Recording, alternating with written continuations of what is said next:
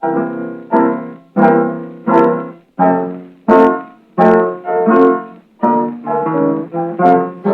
we filming right now?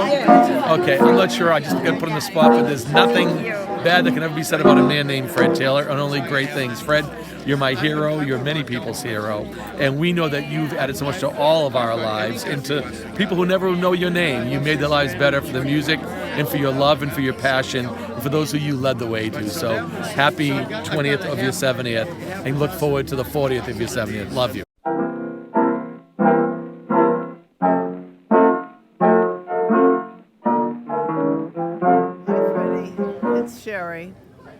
And I was just telling Sue this really, how it all happened, how I met you 55 years ago. And what happened is I went to the jazz workshop on a date. I absolutely fell in love with the environment, the music, the lighting, the photographs, the people, the smoke, the drug addicts, the pimps, the hookers. I just couldn't believe that there was a world out there like that. So anyway, I went up to the manager, who was Vardy Haratunian at the time, and I said, hi. I said, my name is Sherry Smith. I absolutely love this place, and I have to work here. And he said, are you 21? I said, no. I said, but I turned 21 next year or something. And he said, write down your name, your birthday, your telephone number. So he called me the night of my birthday and said, called me the night before my birthday, said, can you work tomorrow night? Mose Allison is coming in. So that was the start of like this sensational run as a waitress at the Jazz Workshop and subbing at Paul's Mall. It was, one of the highlights of my life, and you are in huge part responsible for that. What you've done for jazz and for music in general and for the community is extraordinary, exceptional, and magnificent, and lucky us to know you.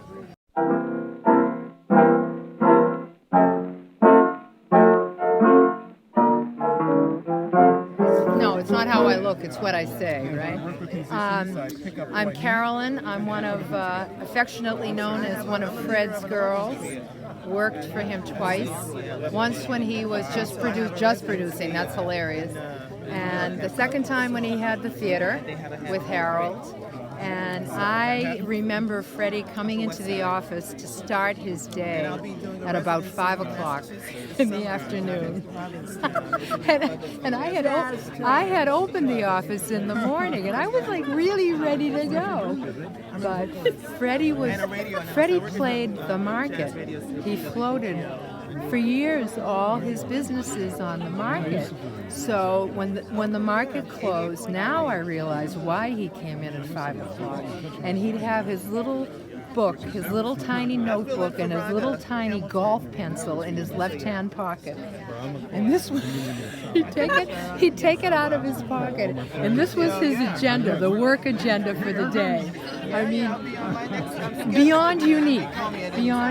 And he was floating all these enormous boats all the time like that. I mean, what a guy. Happy birthday, Freddie. We love you madly.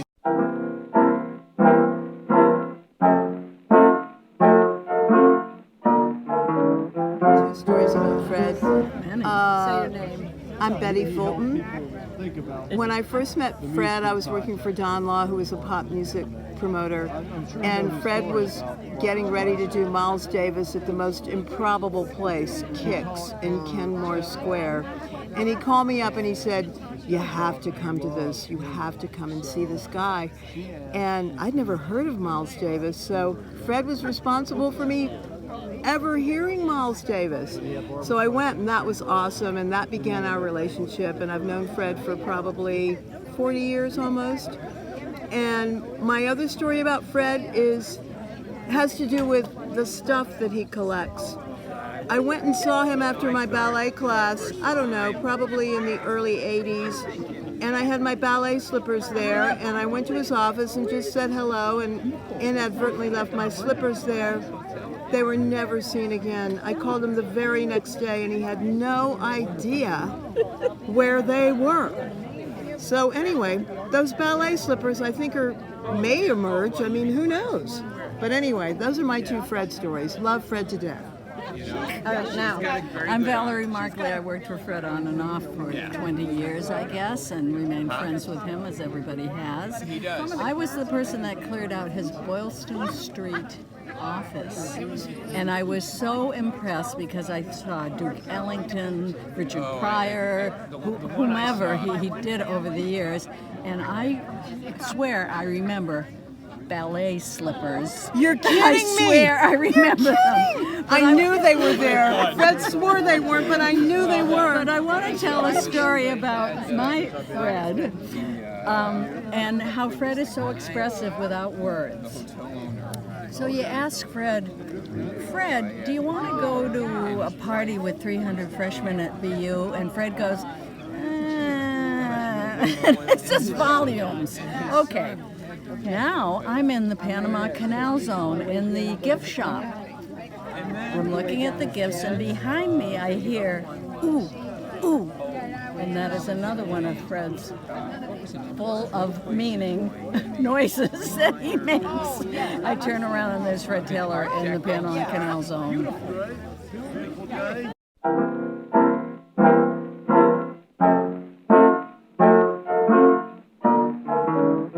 I think it was back in 1970.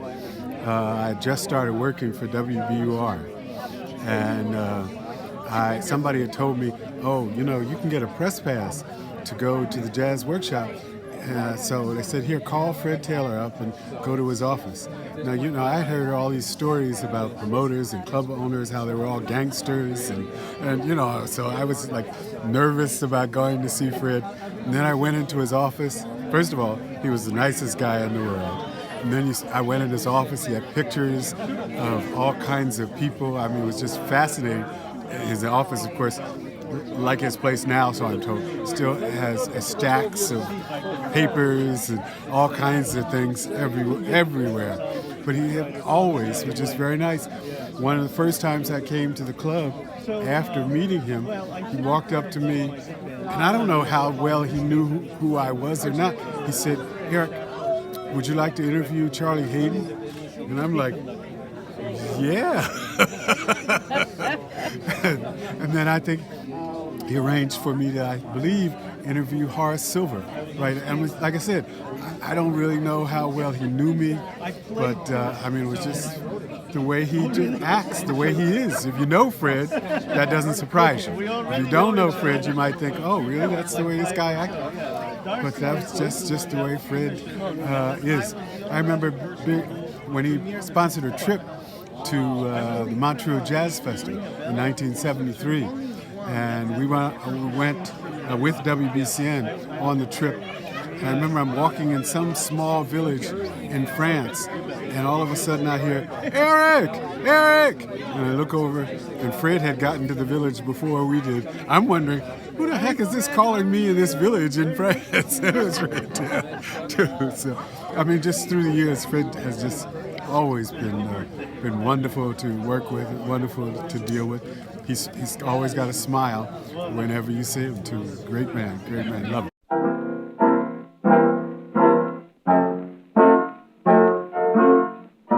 I met Fred because he was tasteful.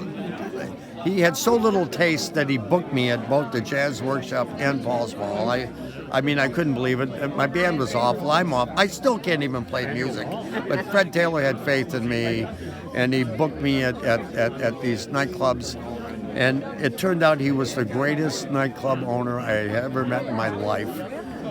He was a wonderful guy to hang with. And the thing about Fred is that he got music. He understood music. He understood the temperaments of a jazz musician, a blues musician. He knew what was hot. He knew what was bookable. He had an intuitive sense, more so than anybody I've ever met in this business. He had an intuitive sense about what great music was and what music would really touch people's heart and soul. So I met him back in those days. And then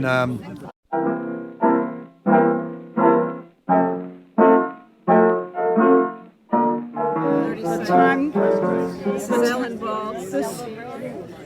the time that we went down to Newport was one occasion that I remember, and I'm just a bad passenger anyway because I like to drive. My foot is always on the brake or the gas. Anyway, so we're going down there, and Fred's doing his usual, Mr. Magoo thing, and we get down, and he takes this sharp left, and I said, where the hell are we going? And he said, I know a shortcut, and I thought, oy vey, we'll never make it. And we're going along. We're going through fields of corn and all sorts of stuff, and we get way out into the country, and I'm thinking, we're not even in Rhode Island anymore at this point.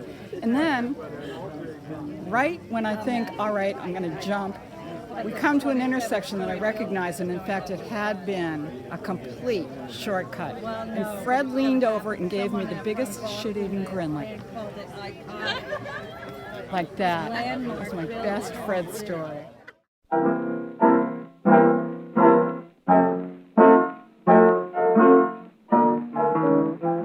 I would never have met Fred without Sue. True story, right? That's how it happened. You got any funny stories, Mark? Oh boy. No, I don't have any funny stories. Oh, I bet you have a bunch of them. But Nina Simone, maybe. no.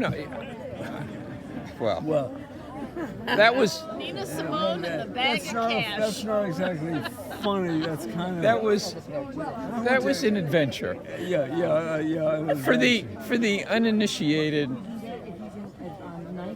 hotel guy who had no clue. That was a great adventure. Yeah.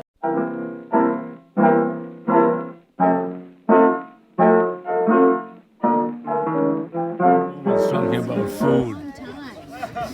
So we had started a little bit, and then I said, we have got to have a dinner show package. And I said, and I think you could start at 1995. Oh no, we can't do anything like that.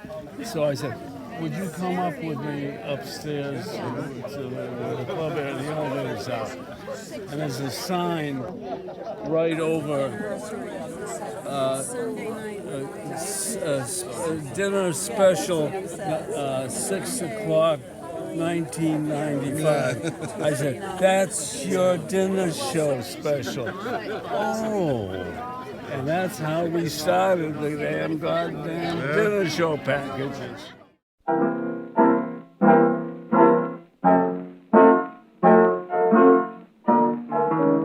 Say that again. Okay, I met Fred when I was 15 years old. I was a student at Berkeley. He doesn't remember that, but he does remember that I worked for him as a cocktail waitress at Paul's Mall when I was 24. So we're going back to the 1960s. We've been friends ever since, and to know him is to love him. I'm thrilled to death to be here. Funny, Fred and I both love Mel Brooks and the 2,000-Year-Old Man, so he and I have memorized all that.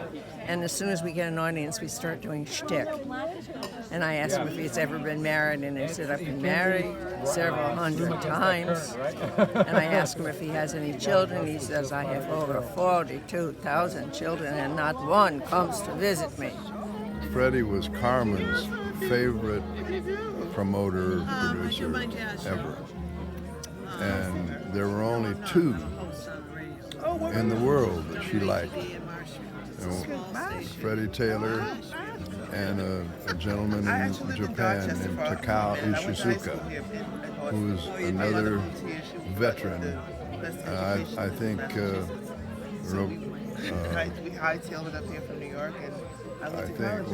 Roberta Gambarini, who I just worked with Takao in Japan last month, and Takao, I believe, is 88, if he's telling the truth. And Freddie Taylor and Takao Ishizuka were Carmen McRae's favorite promoters in the entire world. Is that the camera? Say your name. Hi, this is Harry King, and I remember 25 at least years ago, and one of the early times I met Fred was at a dinner party with a bunch of other people, and he did his famous spoon on the nose trick and brought down the house. It was not the only time he did it, I'm sure, but he brought down the house.